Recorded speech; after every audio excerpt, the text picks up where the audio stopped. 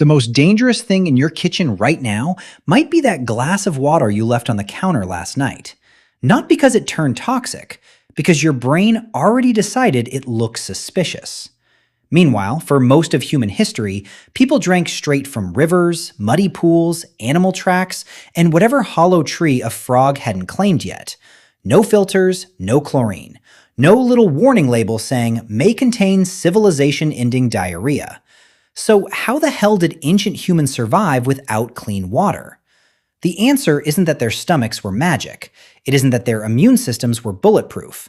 And no, they didn't all just switch to beer and call it a day. Ancient people got sick. A lot of them died, kids especially. But they were sharp as hell at reading the land. They understood water the way most of us understand the Wi-Fi password, by living with it every single day. They knew where it moved, where it sat still, when it turned bad, and which sources were worth the risk. Survival started with picking the least terrible option, and that skill turned out to be a whole lot smarter than we give them credit for. Water isn't optional equipment. It moves nutrients, keeps your temperature in check, lubricates the joints, and stops your blood from turning into thick biological syrup. You can go weeks without food under the right conditions. Severe dehydration starts getting dangerous in just a few days. So our ancestors didn't wander around hoping a lake would show up before lunch. Their whole movement pattern was tied to water. Part of the fix was already built into the body. Humans are absurdly good sweaters. That let them stay active in the heat. Long walks, persistence hunting, the whole deal. But it came with a brutal subscription fee. Constant water loss. The same upgrade that let a hunter keep moving under the midday sun also guaranteed he'd need a drink sooner rather than later. Evolution handed us excellent cooling, then handed us the bill. Food helped a little. Fruits, roots, leaves, meat, blood, organs, all of it carries moisture. In some places, that could cover a real chunk of daily needs. But it was a supplement, not a replacement. A juicy tuber is nice. It's not a municipal reservoir. The real edge was behavioral. Knowledge of the landscape lived in the group. Older people remembered which springs still ran in the dry season, which river bends went stagnant, how far the next reliable source sat past the ridge. That wasn't trivia. That was infrastructure stored in human memory. And they didn't always camp right on top of the water either. Insects, predators, floods, animal waste, living on the bank could turn convenience into a terrible neighborhood. Better to walk over, take what you need, and pull back to safer ground. Before anyone cleaned water, they built a mental map of risk. The first water technology wasn't a pot or a filter. It was knowing where to go. Finding water was only half the problem. The other half was deciding whether that water would hydrate you or start a personal war with your intestines. Ancient people had no idea about bacteria or parasites. Nobody stared into a pond and said, the pathogen count looks high today. But they noticed patterns. And natural selection is extremely good at rewarding creatures that notice when certain choices keep ending badly. Moving water usually beats stagnant water. A spring coming out of rock was safer than a shallow pool warmed by the sun and visited by every thirsty animal in the area. Clear water wasn't automatically safe. Muddy water wasn't automatically deadly. But look, smell, taste, temperature, and location all gave clues. Animals helped too. Their trails could lead you to hidden springs. Though following a gazelle wasn't perfect quality control. That animal can drink from a place that would put a human digestive system into a week-long spiritual crisis. Still, they showed you where the water was, especially in dry country. Vegetation was another map. Greener patches in the dry season, certain plants, insect activity, bird traffic. People dug into dry stream beds where water had recently flowed, let the mud settle, and drank from the clearer layer on top. Rock hollows and tree cavities collected rain. Dew could be gathered off leaves. Snow and ice melted in colder places. Coastal groups got serious moisture from shellfish. Desert groups learned which roots and plants stored water underground.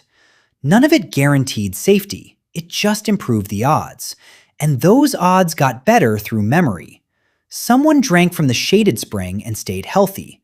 Someone else drank downstream from a carcass and spent the next 2 days regretting every life choice that led them there. Both experiences became information. Humans are exceptional at turning individual suffering into group knowledge. Stories, warnings, habits, taboos. Don't drink there after heavy rain. Don't camp by that pool late in the dry season. Let the mud settle. Take it from the upstream side. That was prehistoric water treatment in its earliest form. Not sterilizing the source, reading it, testing it, remembering it, and teaching the next person which mistakes were unnecessary. Eventually, people stopped chasing water and started forcing the land to deliver it on demand. That shift shows up clear as day in the archaeological record with wells. Some of the most striking examples come from early farming communities in Central Europe. Wooden wells dug in what is now Germany dated around 5200 BC. These weren't crude holes scraped into the dirt by thirsty optimists. People shaped oak timbers with stone tools, fitted them into careful structures, and lowered them into the ground to reach groundwater. That changes the whole equation. Surface water is exposed. Animals drink from it. Waste washes into it. The sun warms it. Drought shrinks it into a concentrated puddle of mud, insects, and regret. Groundwater has usually passed through layers of soil and sand that strip out some of the junk. Not all of it is safe, of course. A crystal clear well can still carry pathogens or minerals, but compared to an open pool right next to a settlement, a protected well was a more stable, more controllable source. Building one took real work. You had to know where the groundwater might be, organize labor, dig out huge amounts of soil, keep the shaft from collapsing, shape the wood precisely, and maintain the whole thing afterward. These earliest wells weren't just holes, they were community projects, and they reveal how settled life made the water problem worse in a new way. Mobile hunter-gatherers could leave when a source failed. Farmers had fields, stored grain, houses, livestock, and neighbors who had decided to stay put forever. Once you invested in a permanent settlement, packing up every time the local stream turned nasty stopped being a good business model. Reliable water became part of the architecture. It decided where villages could grow, how long people could stay, and how many humans and animals a place could support.